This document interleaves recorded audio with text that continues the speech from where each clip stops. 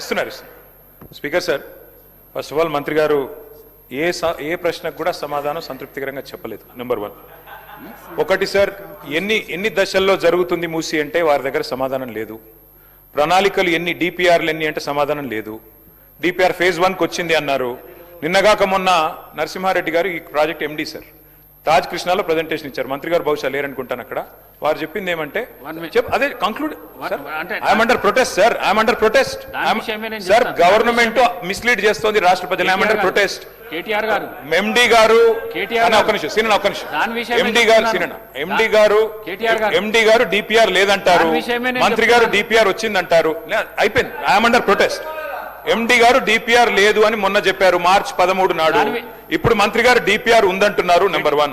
Number 2 విషయమే నేను చెప్తున్నాను సార్, ప్రభుత్వము పవర్ పాయింట్ ప్రెజెంటేషన్ తాజ్ కృష్ణాలు ఇచ్చినప్పుడు 15వ తారీఖు సాయంత్రం ఇచ్చినప్పుడు మమ్మల్ని కూడా ఆహ్వానించారు. నన్ను మరి శాసన మండలి చైర్మన్ గుత్తా సుఖేందర్ రెడ్డి గారిని ఆహ్వానించినాము, మిమ్మల్ని కూడా ఆహ్వానించారు. ఎస్ సార్, కానీ మీరు హాజరు కాలేరు. ఎస్ సార్, మేము 5 స్టార్ హోటళ్ల ప్రెజెంటేషన్ లో మూసీ తీరంలో పెట్టాలని మేము అనుకున్నాం సార్.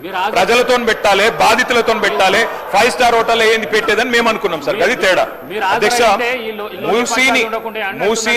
మూసీని మురికి కూపంగా మార్చిందే కాంగ్రెస్ పార్టీ అధ్యక్ష. నంబర్ 1. రెండోది అధ్యక్ష,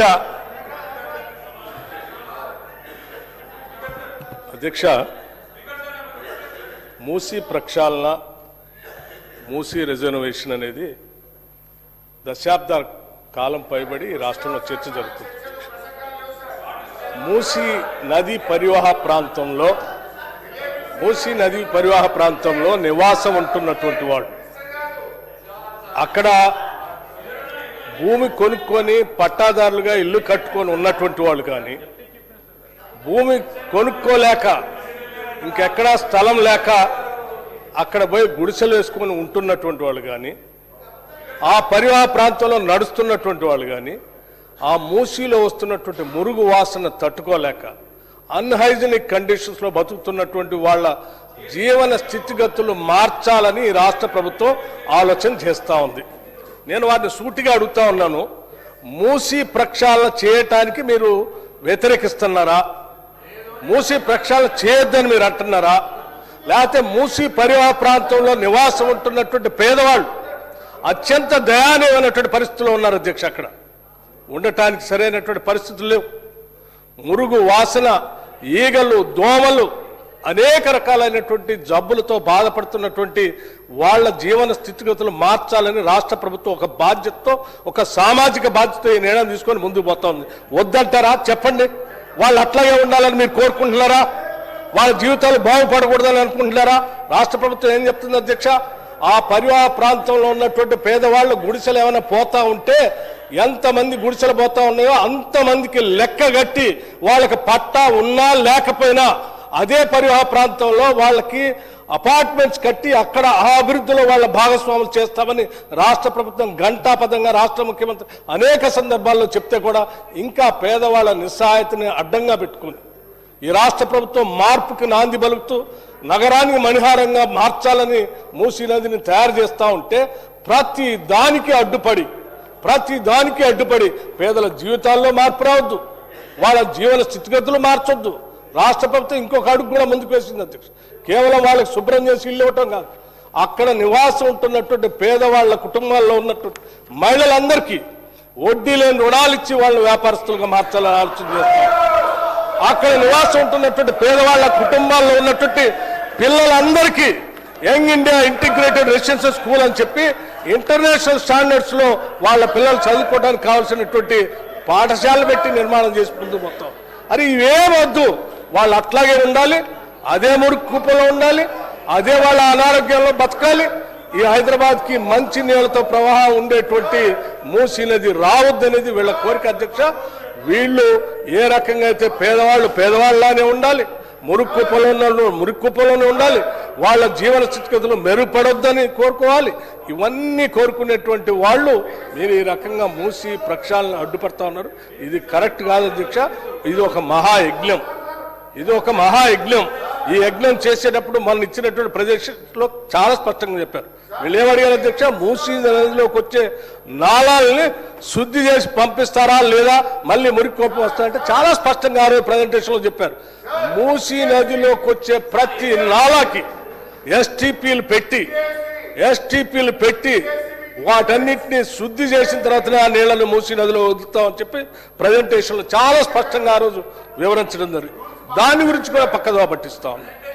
అధ్యక్ష, ప్రజెంటేషన్లో ఇచ్చిన దానిపైన పబ్లిక్ గా వెబ్సైట్ లో కూడా పెట్టారు.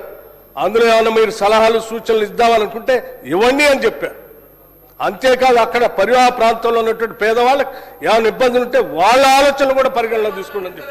వాళ్ళు ఇంతకంటే బెటర్ మెరుగైనటువంటి ఇంకేమైనా సలహాలు సూచనలు చేస్తామంటే వాటిని కూడా ఇంక్లూడ్ చేసుకొని వాటన్నిటిని అమలుపరచడం కోసమే రాష్ట్ర ప్రభుత్వం ఉంది తప్ప మీలాగా కేవలం ప్రచార ఆర్భాటం కోసం మొదలుపెట్టి ఏదో తూతూ మంత్రంగా చేసి వదిలేసేటువంటి ప్రక్రియలో ఈ ప్రభుత్వం లేదు అధ్యక్ష. చాలా స్పష్టంగా ఉస్మాన్ సాగర్ నుంచి గండిపేట దగ్గర నుంచి మొదలయ్యేటువంటి ఈ మూసీని మొదటి దశలో బాపు సరోవర్ వరకు పూజ్య మహాత్మా గాంధీ అస్థికలు ఎక్కడైతే ఆ సంగమంలో కలిపారో, పాపం ఆయన అక్కడే ఉన్నాడు అధ్యక్ష. సత్యమేవ జయతే. ఆయన అందరూ కోరుకునేది ఎప్పుడు కూడా ఒకటే, మనం తీసుకునే ప్రతి నిర్ణయంలో అత్యంత పేదవాడు కన్నీళ్లు మనం తూడుస్తున్నామా లేదనేటువంటి ఆలోచన చేయండి అని చెప్పాడు. అందుకే ఈరోజు మూసీ ప్రక్షాళన జరిగేటువంటి కార్యక్రమంలో భాగంగా బాపూజీ ఘాట్ ని అక్కడ గాంధీ సరోవర్ గా పేరు మార్చడం కాదు, ఆయన ఆలోచన చేసినట్టుగా అత్యంత పేదవాడు కన్నీళ్లు తూడుస్తూ వాళ్ళకి ఆ శుభ్రం చేసినటువంటి హైజీనిక్ కండిషన్స్ లో అభివృద్ధి చేస్తున్నటువంటి మూసీ పరివాహ ప్రాంతంలో వాళ్ళ భాగస్వాములు చేసేటువంటి ప్రక్రియ ఈరోజు రాష్ట్ర ప్రభుత్వం చేస్తా ఉంది. దీన్ని అభినందించవలసిందిగా నేను వారిని కోరుతా ఉన్నాను. ప్రభుత్వమే చెప్తున్నది డిపిఆర్ లేదు అని ఎండి గారు చెప్తారు, డిపిఆర్ ఉందని మంత్రి గారు చెప్తున్నారు. ఉంటే టేబుల్ చేయమనండి. నెంబర్ 1. నెంబర్ 2, 50 మీటర్ల బఫర్ జోన్ జీవో మీరు ఇచ్చారన్నారు. 5 కిలోమీటర్ల అవతల ఉండే హనుమాన్ నగర్ కి మొన్న నోటీసులు ఇచ్చారు. మరి ఏ ఆలోచన చేస్తున్నారో మాకు తెలియదు. మంత్రి గారు సమాధానంలో 1450 స్ట్రక్చర్స్ అంటారు. అక్కడ చూస్తే 10,000 స్ట్రక్చర్స్ అని గెజెట్ ఇచ్చింది గవర్నమెంటే. కుడి చేయి ఏం చేస్తుందో ఎడమ చేయికి తెలియదు. డిప్యూటీ సీఎం గారు పేదల మీద చాలా ప్రేమ ఒలకబోశారు. వెలుగుమట్లలో ఇల్లు కూడా వారే కూలగొట్టారు. మరి ఖమ్మం జిల్లాలో మీ కాన్స్టిట్యున్సీలు ఇల్లు కూలగొడితే కూడా మీకు తెలియదు. 3వ రోజు దాకా పత్తాలేరు. అధ్యక్ష, ఇంకొక మాట అధ్యక్ష, చాలా చెప్పారు ఇలా మంత్రి గారు. మాకు విచిత్రంగా అనిపిస్తుంది. మాకు అర్థమైంది ఏమంటే ప్రభుత్వం దగ్గర పైసలు లేవు, ప్రణాళిక లేవు. ఏడీబీ లోన్ ఇవ్వలేదు, ప్రణాళిక లేదు. కేవలం 1,50,000 కోట్ల దోపిడీకి మేము వ్యతిరేకం తప్ప మూసీకి వ్యతిరేకం కాదు. ఈ ప్రభుత్వ వైఖరికి నిరసనగా మేము వాకౌట్ చేస్తా ఉన్నాం అధ్యక్ష.